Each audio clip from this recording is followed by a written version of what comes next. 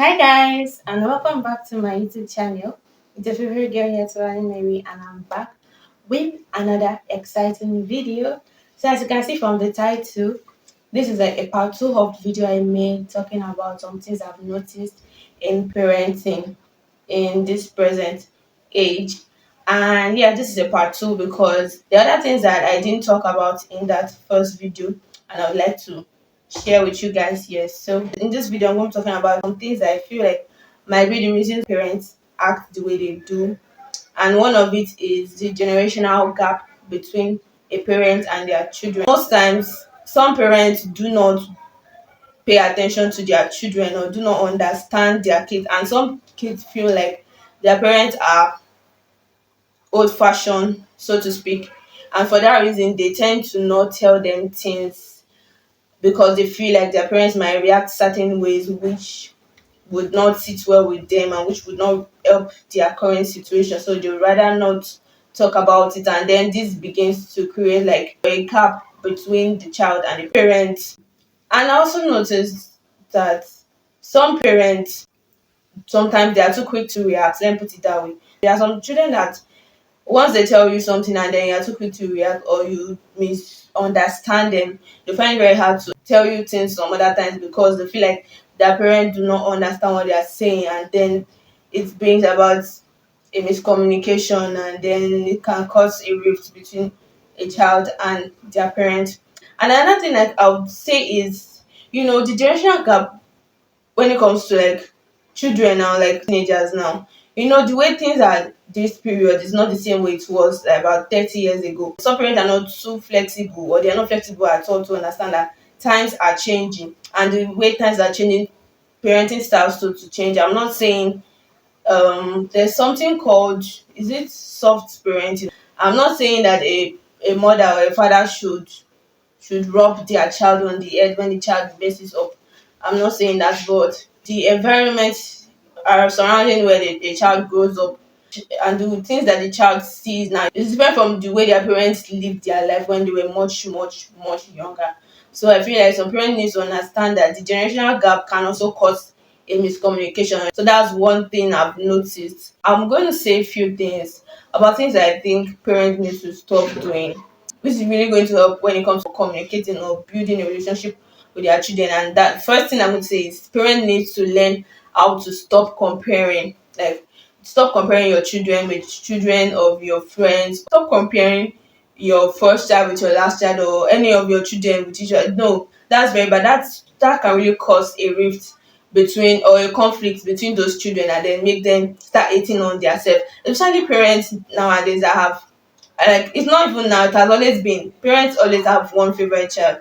I feel like you don't need to rub it off on the rest of your kids that this is your favorite, and for that reason you're going to focus more on this child and neglect the other. I don't know if you understand what I'm saying. So I would say parents should please stop comparing their children with children of other folks. Just the way husbands don't like their wife comparing them with other women's husbands, and the way wives don't like their husbands comparing them with their friends' wife, that's also the same way children don't like it when their parents compare them with other people's children.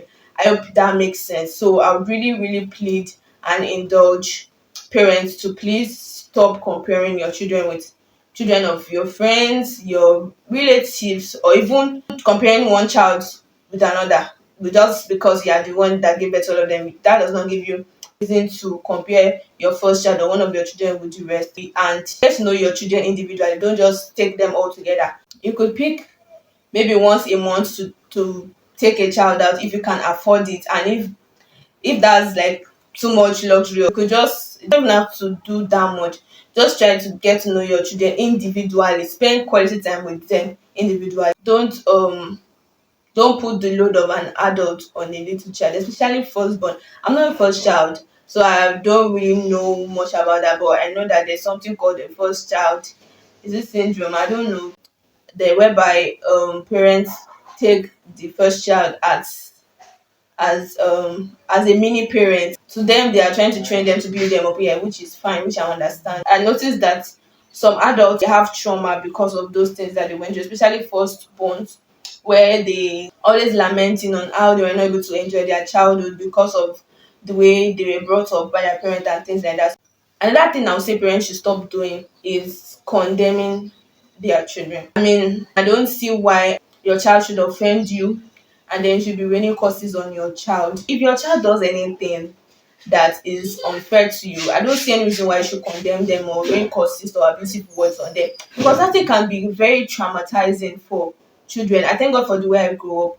I didn't have to go through any of that where parents be condemning their child. My mom never did that, my dad never did that.